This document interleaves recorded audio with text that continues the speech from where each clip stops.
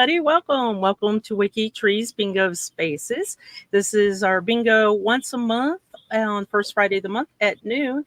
And what we do is we highlight a different space page from a WikiTreeer. So if you have a space page, reach out to me. Might focus on yours for one bingo. But I have a special guest. For those of you that do not know, we have Mike here with us, and Mike is actually related to me. So, so as I was working on the Bingo Spaces page idea, Mike and I were talking, and he said, "Wait a second, I'm your husband. Don't I get to show off my page a little bit? I have a sports fan page," and I completely forgot about his page. And I don't know, Mike, did you forget about your space page as well? Not quite. It's not a constant reminder, but it's always there in the background. So what we're talking about today is a space page, a sports fan space page, and it is called the Southern Airways Flight 932. But if you are from, let's say, West Virginia or Ohio or Kentucky, if you are from Appalachia, or if you are a college football fan, you will know this as quite different. You will know this probably from the movie We Are Marshall. Yeah. So, or if you're from Huntington. Or, well, from West Virginia. So this is actually a page that Mike had created, and you were not inspired by the movie We Are Marshall, or were you? The movie We Are Marshall did several things very good. They really kind of tapped into the part of this where the students were really impacted because, when you're the football players, you're the big sports guy on campus, everybody kind of knows you. It's like, game days, you always wear, or for like homecoming, you always wear your jerseys around so everybody knows who the football team is. So they all kind of implicitly have this whether firm or soft relationship with the football players.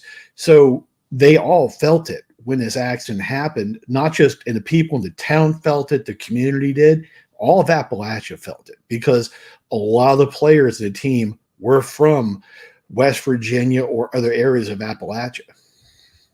And I think when you were creating this, I was a little surprised when you were creating this because for those of you that may or may not know, Mike usually WikiTrees during the thon, and then his life is kind of busy in real life with job and school and the honeydew list that he has to do. So I was kind of surprised when you created this, and then I was really surprised when you kept it up and kept working on it. The one thing that you said, I really felt like if we didn't do this, it was gonna, the farther it goes, the farther and farther it becomes history. I didn't want it to be forgotten. I didn't want these young men to be forgotten, or the coaches or the community members. But too often things like this happen and nobody knows about it. Just like on October 2nd, the same year, 6 weeks before this crash, Wichita State University's football team had a plane crash. And in that plane crash, they had only 31 people died, 9 people survived. But because this one was the largest loss of life in a plane crash for any NCAA athletic team in history, it overshadowed the Wichita State guys. So they probably deserve a space page too, now that I think about it. Well, that's a good point. So if anybody out there is a Kansas fan or from Wichita, I highly encourage you to create a space page to remember those that did pass away. And just as a side mention, this page is open. It's not privacy locked. So if anybody wanted to copy some of the information to create that page, feel free, definitely do that. And, so we live in the South. And if you live anywhere in the Southern U.S., there's some other places, Northern too, but specifically in the Southern U.S., you are a college football fan. We live in SEC country, and it's fanatic. Yes, it's insane. And so when we talk about the space page today, I'd like you guys to kind of transport yourself into like our area where we're at. And this entire town it was known to support this university, Marshall University. It was all about every sport that they have. We're only going to talk about the Thundering Herd football team, but the Thundering Herd is, they have different sports: baseball, they have softball, they have swimming, they have golf. They have a bunch of different sports. The town's income is also influenced by this. So as we start talking about what happened and then talking about those that lost their life and how they recovered, think about also the town itself and the local economy is affected by this. Decisions had to be made that were really tough decisions, because a lot of the people were connected to these players. If you know anything about Appalachia, you know that it doesn't take much to be connected to somebody in Appalachia. You might be second or third cousin 5 times removed, but you're still a cousin, or you're still living next door. So a lot of emotions with this one. And what we're going to do is we're going to start off with the very first bingo card. Right now, it's just the generic card that I always start off with bingo spaces. When we come back from the bingo card, we're going to talk a little bit about what happened, a little bit on the technical side. The other reason why I know that Mike created this page is because he used to work not at the FAA, but with the FAA. So he knows a little bit of the technical background with the plane crash. And then we're going to get into the actual page and the people and some information. And after the second bingo card, and I need to give a shout out to Ann, who's in the chat right now, we're going to talk about the movie. What was fact and what wasn't. So we're going to give you a little bit of information about that too.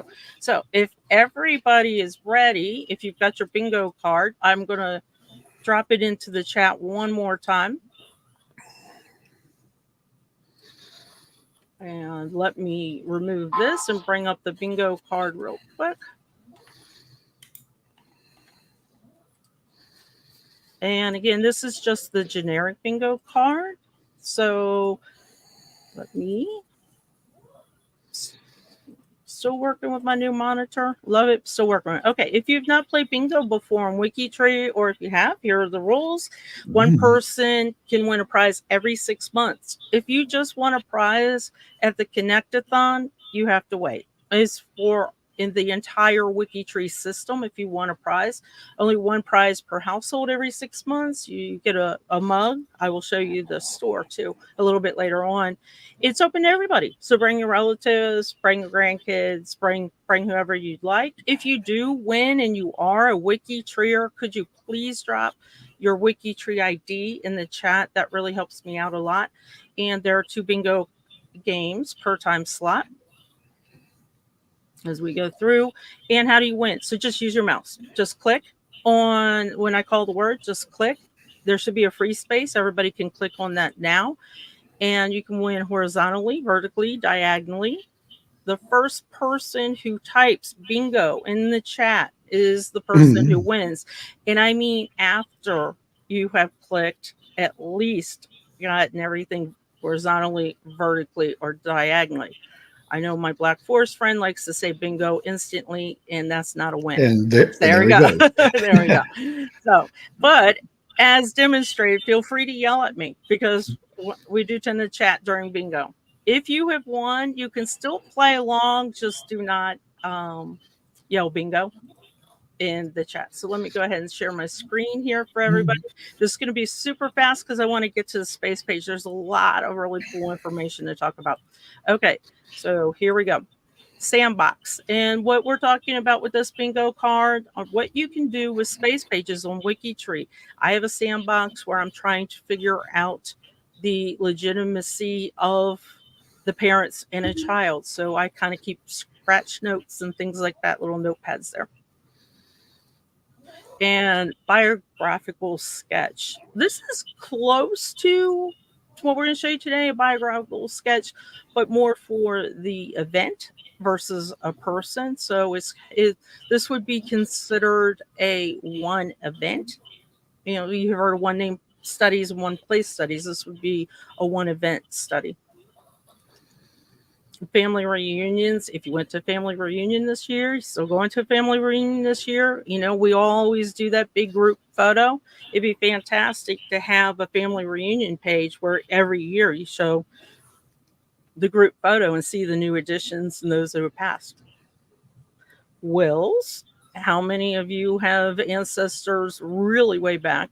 Some of those colonial wills are very, very long, and it would just clutter up the profile. So having wills on a space page would be a good option.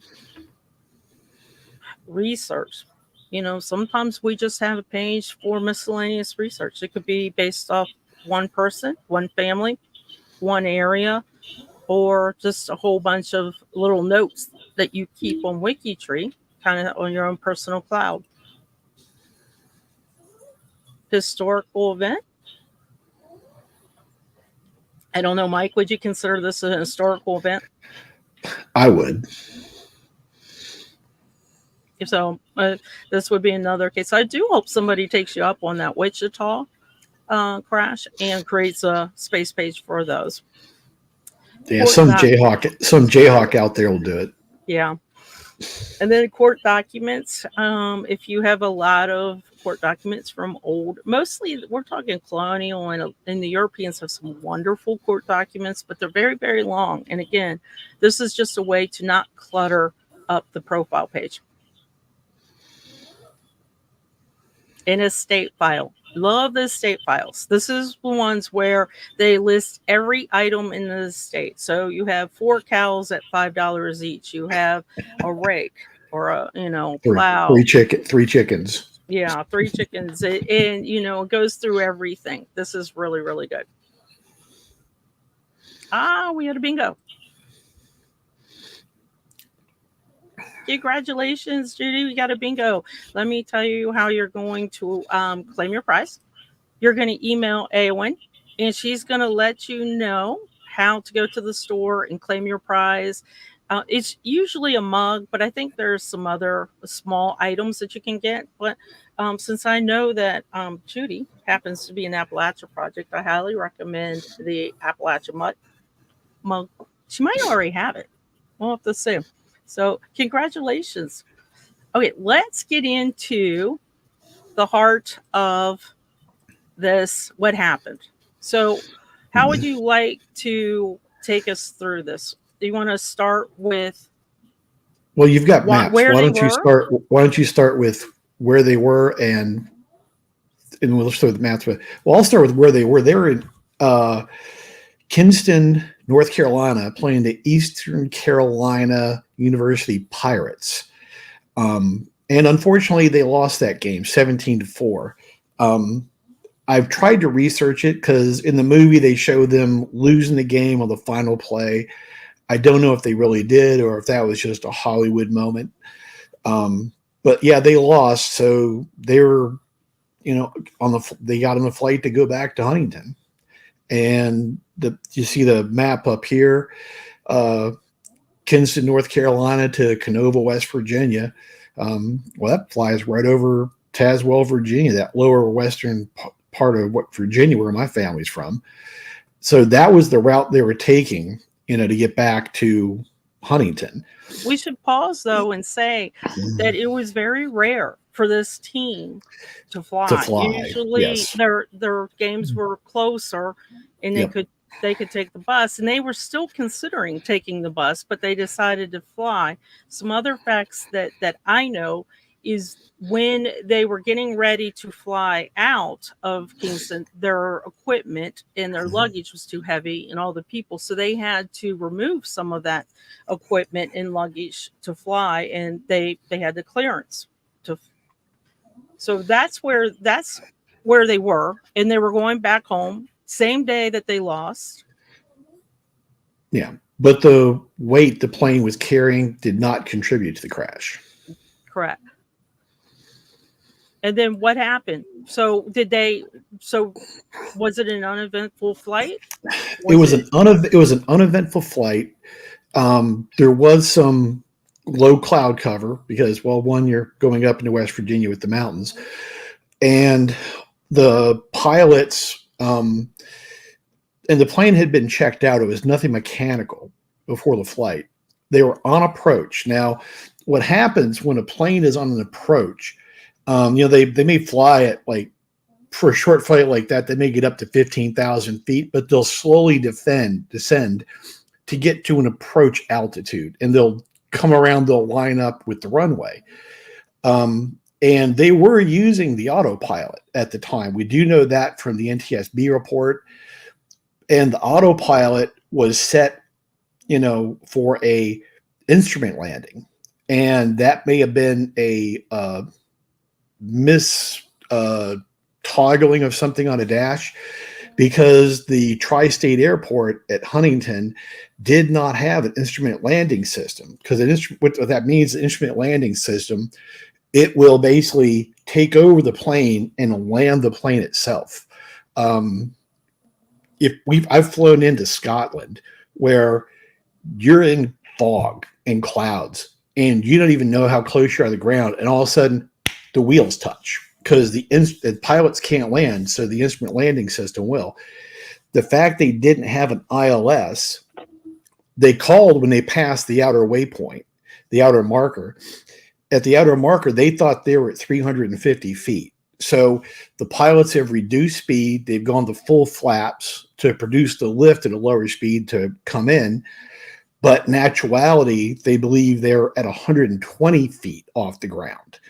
And according to the flight recorder dialogue that I read, the pilots realized something was wrong, because it went from they realized it went from 350 down to 120. So the pilots, they try and react. They try and apply thrust at full flaps. Probably wasn't going to correct it, because they were already coming down, and they were so low that at that point they went nose down into a holler at about 150 miles an hour, which doesn't sound like a lot, but when you got the mass of that plane hitting the ground, nothing's going to survive. And they were about 5 minutes from the airport? No. They were 4,219 feet from the airport, which means they're about 3/4 of a mile. And at 150 miles an hour, they were literally around 45 seconds from landing. Ooh. That's how close they were to safety, a safe landing.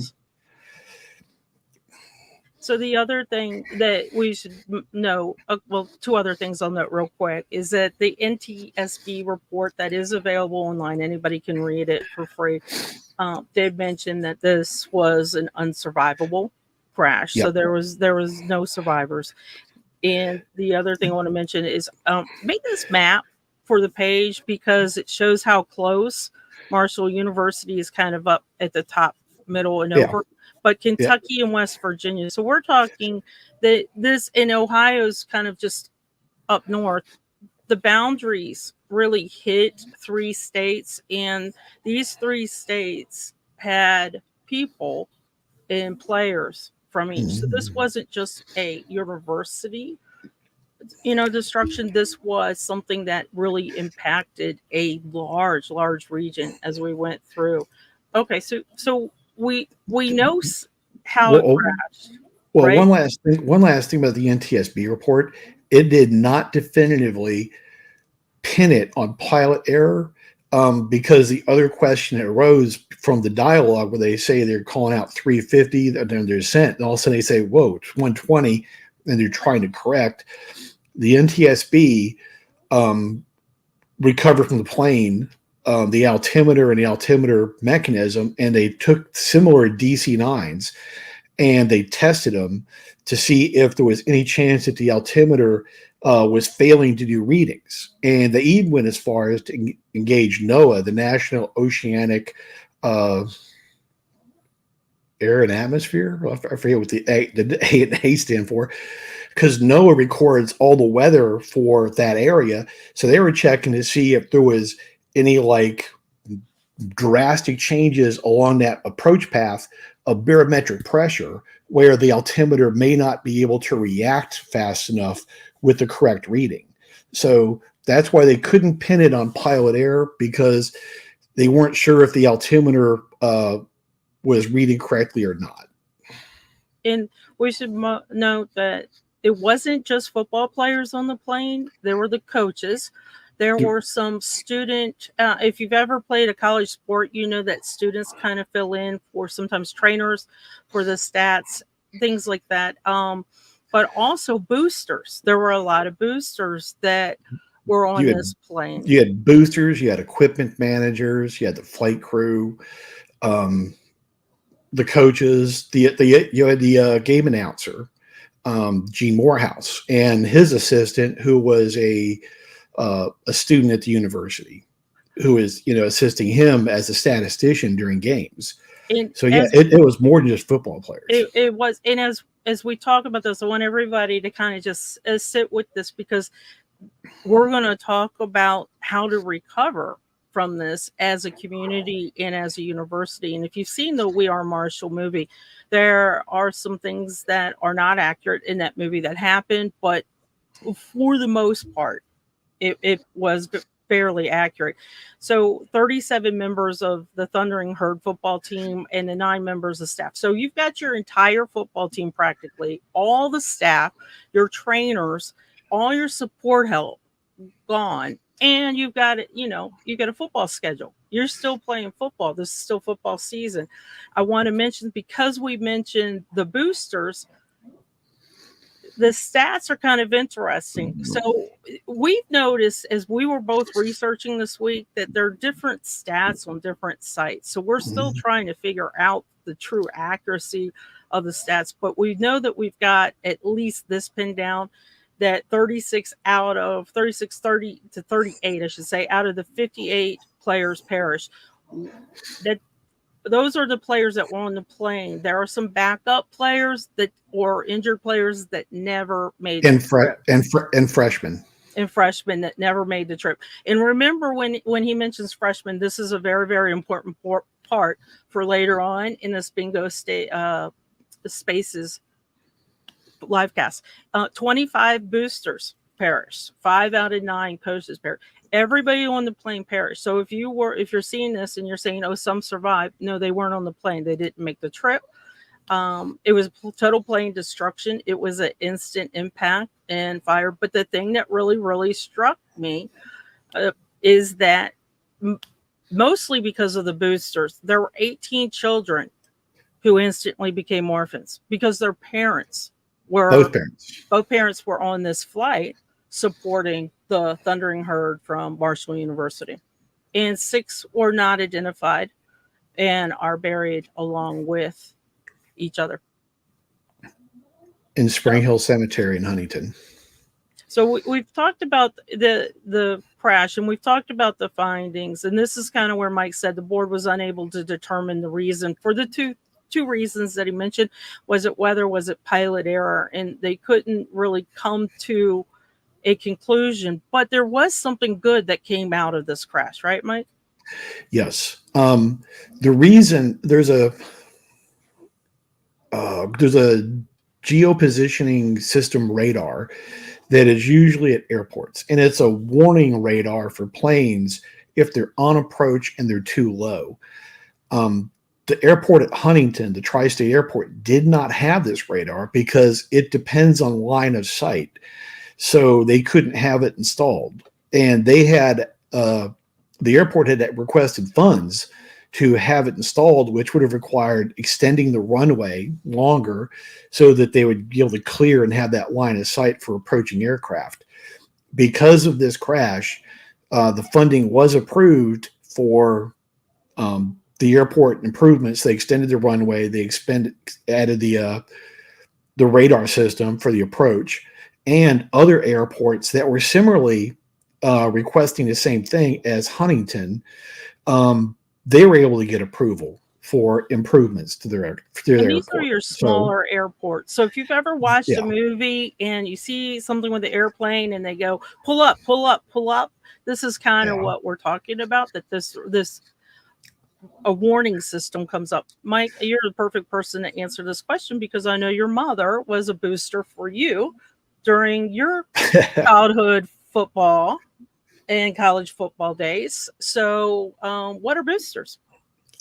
Boosters are individuals usually in the community or alumni, and they will make donations to the school because a lot of times, the schools have a lot of sports teams, but it takes a lot of money for sports teams. Uniforms, traveling for games, things like that, and football. You have a football stadium. There's ticket sales. There's concession sales. So football at pretty much every school, it's the major revenue generator for the school, but even football can't generate enough for every sport. So the boosters contribute and donate money to help fund all the sports teams.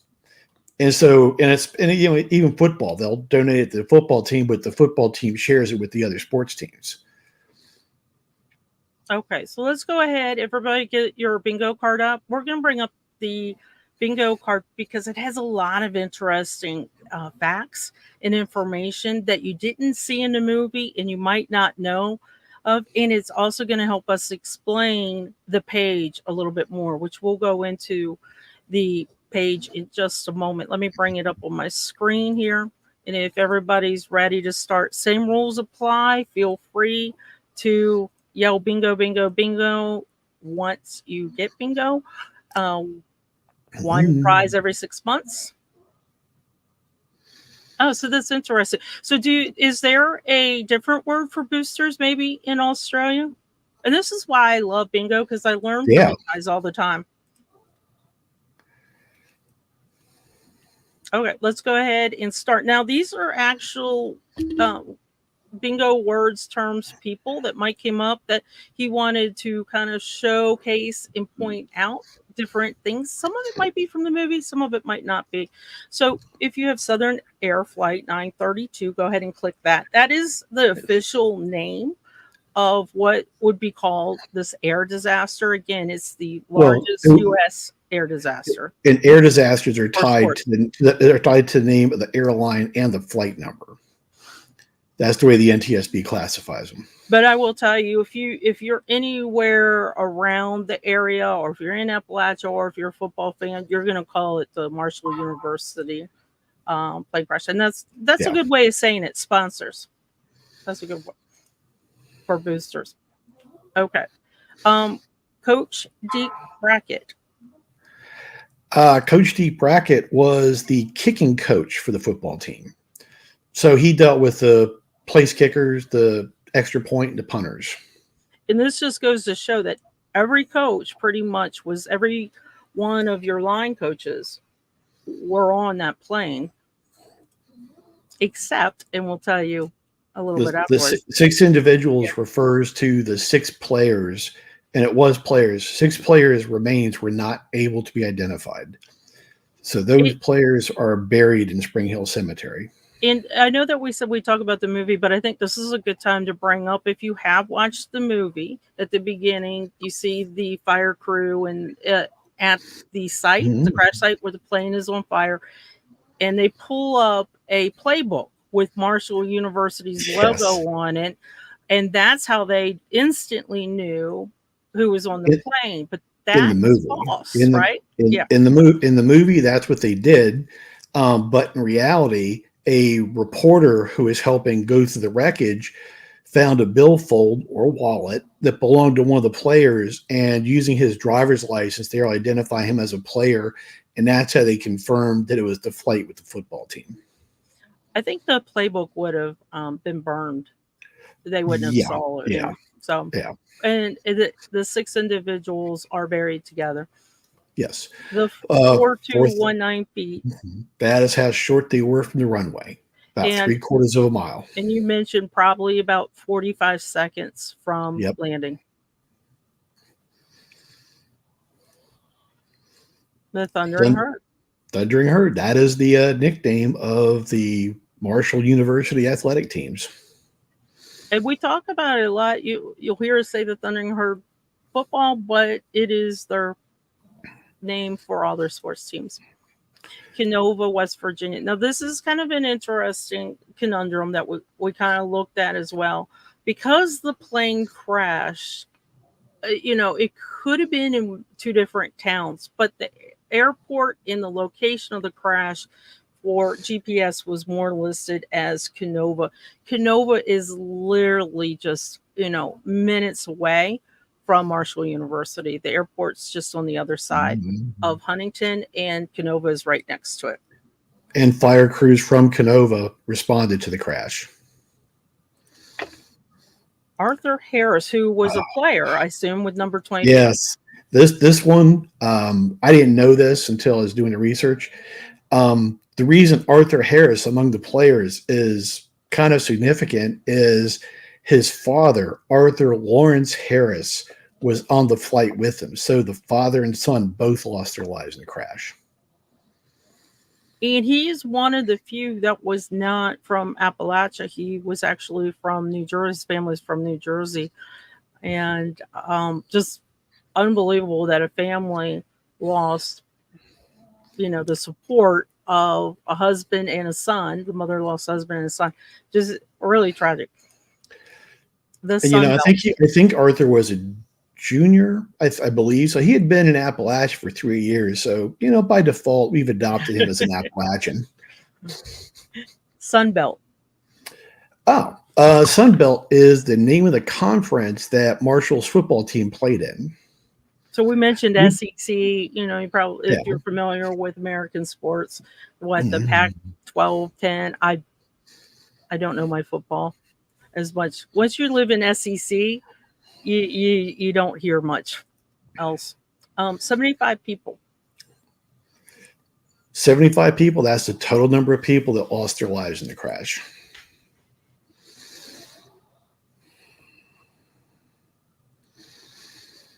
And Gene Morehouse, he was the official team announcer for all Marshall football games, home or away, because he would go to an away game and he would broadcast and on the radio back to, it would be broadcast out so people in Huntington could listen to the away games.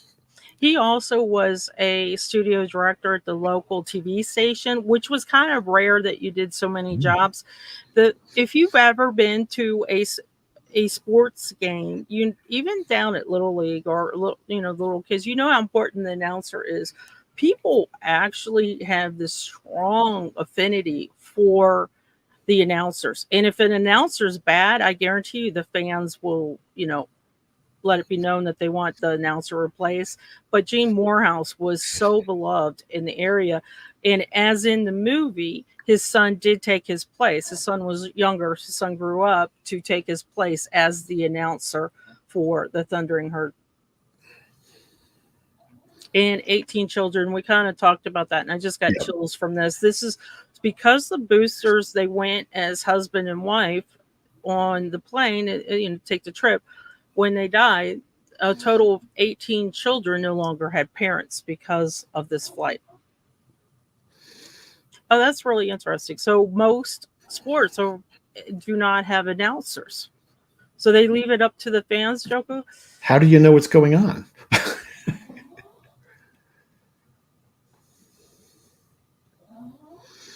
And Eastern Carolina University. Yep, that's who they played their last game against, the Eastern Carolina University Pirates. And like I said, they lost 17-14. So close. And we talked about Appalachia. This is in the heart. This is funny. Just pay attention. Yeah. Pay attention. Now that's funny. Yeah, I know. This is in the heart of Appalachia. And we have a bingo. And I will tell you, it's perfect timing because I do know that this is Appalachia Project member. So Gail won bingo. Congratulations, Gail. Well done. And I'm kind of glad that this was a little bit tough. We have a lot of WikiTreeers on vacation this week. If you're down south, you are getting your kids back to school this week. So it's a tough week to jump in on livecast, I know. But thank you for joining us. And Gail, this is awesome. So you're going to do the same thing. You're going to email Aowen and let her know that you won the bingo at noon, and she will get in touch with you about how to claim your prize. So I'm thrilled. This is really cool. Now let me bring my page back up. So I guess the next thing to do is let's talk a little bit about the memorials. There are actually two. So there's one at a cemetery, and we talked about the 6 individuals that were buried. We don't have the stats, but not everybody who lost their life is buried in this Spring Hill Cemetery in Huntington, West Virginia, but most are. The thing that I really want to talk about, though, is the memorial that is on campus. And this is a little large. I'm sorry about that. Let me kind of scroll down and over a bit. So this memorial, there you go. That might be the best I get. So this memorial was built and installed at the campus. And they do something kind of special with that. Yeah. Every year on November 14th, the day that the crash happened, there's a ceremony where they, memorialize the event. Some people speak, but they'll lay a wreath at the memorial. And after the wreath is laid at the memorial, the water fountain will be turned off, and it will not be turned on again until the springtime. Now, for those of you that watch, let's start talking about the movie a little bit. Those of you that watched the movie, that we're talking about trying to rebuild at this point. So we've got the memorials, and can you imagine, all the memorials that people had to go to in this town, probably the next week or two. There's a lot of memorials. So many funerals. So many people. And then what do? Well, obviously they had to cancel their football season. Yep. They don't really have the players. They don't really have the coaches, and they've got to do something. Do they bring a new team back the next year, or is it just too sad? Well, this is an interesting thing because it's a pivotal point or a major point in the movie of what does the town do? And there's a scene in the movie where the board for the university is going to meet to decide what to do with the football program. And one of the students, and in the movie it's Nate Ruffin, and it's a closed session, but he goes in anyway, and he tells them, I don't have anything to say. And he goes, they do. And they go over to the windows, and they're all the students, there's thousands of students standing outside, and he raises his hand. They all start chanting, "We are Marshall. We are Marshall." And so the board sees, the students there and the student support didn't happen in real life. It was great. 1970 to 71 that rally happened. It was 1970 because it was really soon after the crash. I think it could have been early January, who knows. But the thing is, it didn't happen. Made a great Hollywood moment. But in reality, the surviving football players worked really hard behind the scenes with the university to keep the football program going. So, in a way that, this showed, the football players trying to, keep the football program. But in reality, it was no big display. They just worked really hard with the university behind the scene, and they decided to continue. So, then it came to the next challenge. You don't have a coach. Well, we should also mention too that the "We Are Marshall" chant did not come about until the 80s. Yeah, so 1980s. This is why Mike said a Hollywood moment as they went through. So they work behind the scenes, and if you've seen the movie, Coach Lingle was the coach that came in, but there's something missing from that, right? He was not the first choice. Matter of fact, he wasn't even the second choice. The first choice didn't even consider it. But the person that everybody wanted to be the head coach was a retired NFL football player that some of you may have heard of, some of you not, but he was a legendary NFL linebacker, Sam Huff, with the New York Giants. He's in the NFL Hall of Fame.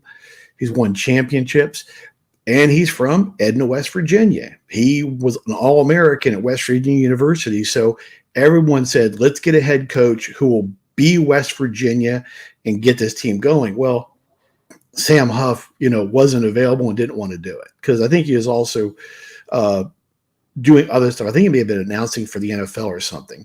So the second choice was, his name was Dick Bestwick, and he was a coach at Georgia Tech, and he accepted the job on February 24th, 1971, and then 1 week later he resigned.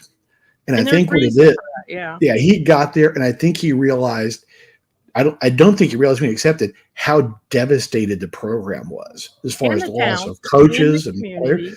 Yeah, and to look at what it was going to mean to bring a football team back to that community that was feeling that pain, and not just the community, Appalachia was feeling that pain.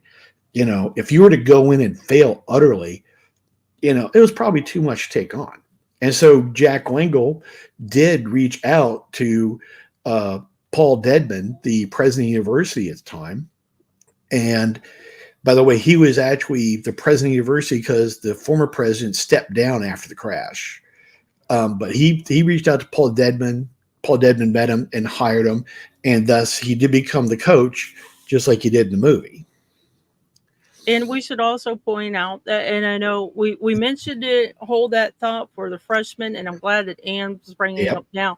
So in, the U.S. sports, for college sports, the NCAA, you're not allowed to play as a freshman. And if you notice in the movie, that was a large part of the movie where they were going back and forth trying to get the NCAA to allow them to play freshmen so they could put a football team together.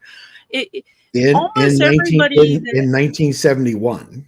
Everybody that was pretty much a decent football player, they were already out of college. They weren't leaving to come to a college that was decimated. So you needed freshmen. Why? Because freshmen were hungry. They wanted to play. And being able to play as a freshman is huge in college sports here. Well, and to point out, in 1971, freshmen weren't allowed to play. Back in any time back then, no freshman could play. At least football could not play. So they had to wait till their sophomore year. So the movie is accurate where they were like trying to recruit, and they would go talk to guys, and people are like, well, I can't play as a freshman, so I might as well go to West Virginia or to wherever. So they did get permission from the NCAA to allow freshmen to play. So that did change the recruiting, because now they can go to these high profile players. They're like, hey, listen, I can put you on the field immediately. You don't have to wait a year behind somebody else to play. And that did allow them to get some good players. The other thing that was good about this is because Marshall got this, the Wichita State football team, they were like struggling with how they were going to field the team also. And after Marshall got approval for freshmen, Wichita State University got approval to play freshmen in 1971. And we should also mention that it was pretty much decided to rebuild the team to heal the community and the university students, the university staff. And it was pretty powerful to see that those football players that were not on the plane, they were either freshmen, second string, or injured, really were the ones that were pushing to bring this back, because that's who you needed. They wanted to support their guys. If you saw the movie, there's a scene where Coach Lingle and Red go to West Virginia University, their competitor pretty much for recruiting. They didn't really, I don't think they played them. They would get they were kind of like I think they played them like every other year because they were like a local team. But then when they went to the University of West Virginia and asked to see tapes, and the West Virginia coach, and remember, West Virginia football is pretty much powerhouse. They really are. They actually did give them the tapes. And the thing here is, Coach Lingle in the movie, he's like, I love the power I. I'm not going to go into what a power I offense is, but he has realized with a team of freshmen and pickup players who they found wherever, they weren't going to have a good enough offensive line to run a power I where they could like open holes for running back or protect a quarterback. So they go, we're going to go with the veer. Now, I'm not going to talk about the veer, but the veer is what West Virginia University ran, and they were good at it. So That's a football for them to say we're going to go to West Virginia University and ask them, that took a lot of guts. So they did, and in the movie they show him talking to Bobby Bowden, who's West Virginia University's coach, and he's like, so you want to learn from us? You want to have a showy arse, da da da da? And they're like, well, yeah, coach. He goes, all right. He goes, I'll talk to, whatever the assistant's, name was. And he says, I'll make sure she hooks you guys up with everything. And then he takes them to the film room so they can see all the film of plays and games. He goes, here's the film, here's playbooks, here's this, here's that. He says, anything you guys need, just, go for it. And they're like, coach, can I ask you why? He's like, and at that point, two of his players come in, and he goes, no, guys, we're meeting in the other room. And as they're leaving, he grabs a guy's helmet, and on the back of the helmet, there's a green cross and the number 75. 75 people died in that plane crash. Green is Marshall's colors. And he goes, that just says, to me, that just said, we're Appalachia, we're West Virginia. We come together, and you guys need help. We're going to help you. So in the movie, that's how it was portrayed. And guess what? In real life, it happened exactly like that. So that was not a Hollywood moment. And that was really kind of cool to see that teams, because again, when I say powerhouse, they don't share information ever. If you've ever seen sports, they talk, so you can't see football programs are very secretive about their plays and everything else. Their playbooks, God, their playbooks are protected like the nuclear football with the president. No one gets their hands on them. And I do want to bring up, thank you for bringing this up, but it is a beautiful thing to happen. It shows that there was something more important than recruiting, something more important than money, because football does bring in a lot of money into these Appalachia colleges as well. And I want to bring up, because you did ask a great question as well. So there were 6 players who were not identified. Have they since been identified by DNA? And they haven't, but we don't know the condition. Like Mike and I do not know the condition to try and do that. This was a pretty much total it was a fire. It was a really bad fire. It's a great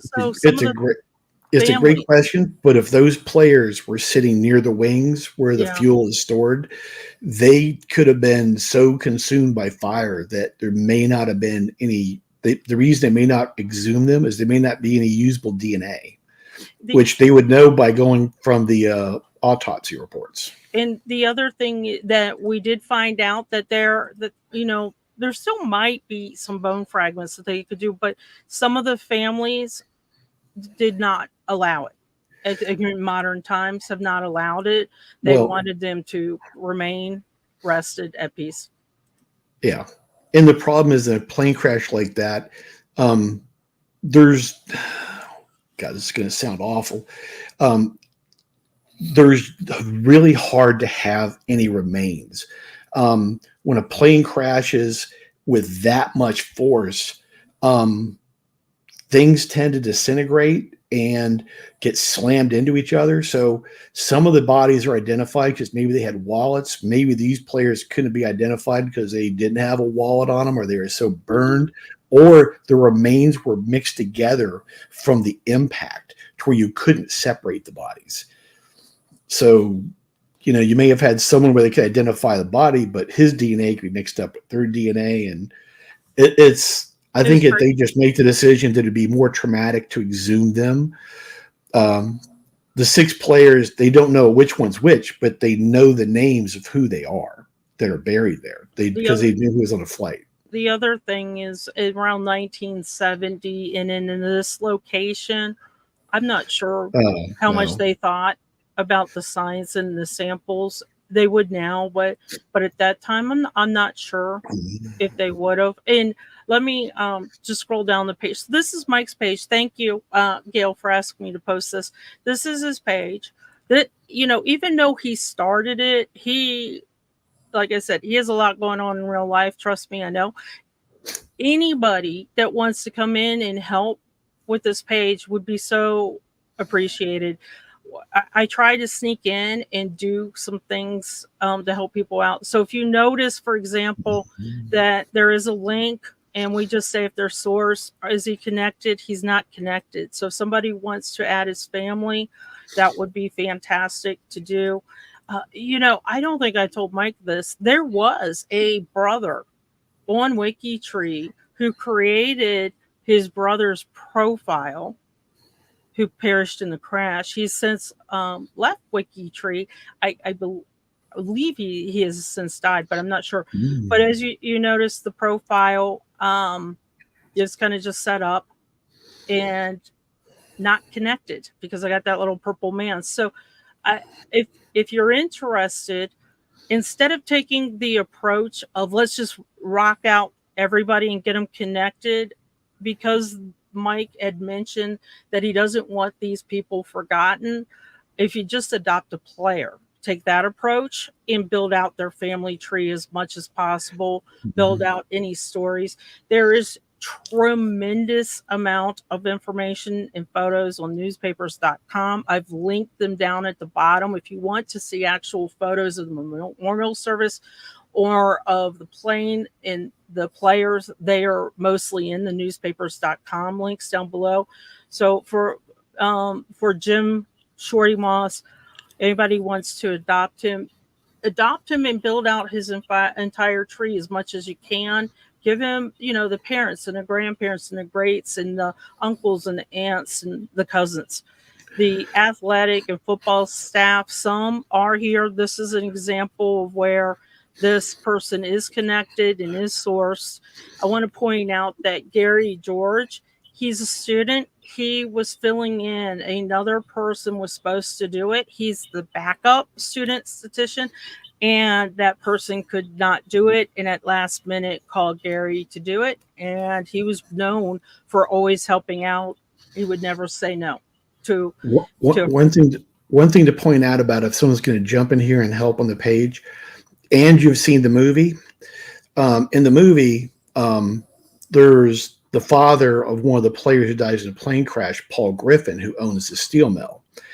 And his son, Chris Griffin, in the movie, who was a running back, was on the flight that died. And he had a girlfriend, Annie Cantrell, who was his fiance. You will not find Chris Griffin listed in the players that died or on the football team because he was added by Hollywood. So Paul Griffin, Chris Griffin, Annie Cantrell, if you watch the movie, they're there and they're important, but they were composite characters added by Hollywood to kind of like add that depth to the story. As well as the girlfriend, fiance. Yeah, Annie Cantrell. Yep. So this gives me chills seeing this. This, yep. This just, these are pretty much who we lost. There are some that were injured and not on the plane, but this is the team photo. There's a few that aren't. There's a few players that aren't in this team photo, but you think about it, you look at this photo, 37 of those young men were gone. Some were married. Not many, but some were married as well. Yep. And all the coaching staff, there's very few. I think maybe one that was not on the plane. That might have been doing a recruiting. Three were not on the plane. One of the ones that wasn't on the plane was Red Dawson, the defensive coordinator. And he is a big part of the movie because he originally gets offered the coaching job and he's like, I can't do it. He goes, I knew you were going to come and ask me. And the answer is no. And eventually Jack Lingle convinces him to come back and coach. And he says, I'll give you 1 year. And so he came back, helped coach the 1971 team. At the end of the season, said, I gave you the 1 year. I'm walking away. He never coached again. He had survivor's guilt. Yeah, survivor's guilt. He just couldn't do it. Okay, now as we wrap up, I just want to point out, just for the page, feel free, adopt a player.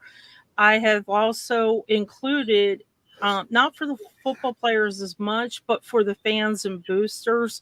There are a lot of husband-wife. So those, if you want to adopt a husband-wife pair, that would be fantastic. I kind of cheated and went in. I didn't have time to create profiles or anything, but I did kind of cheat.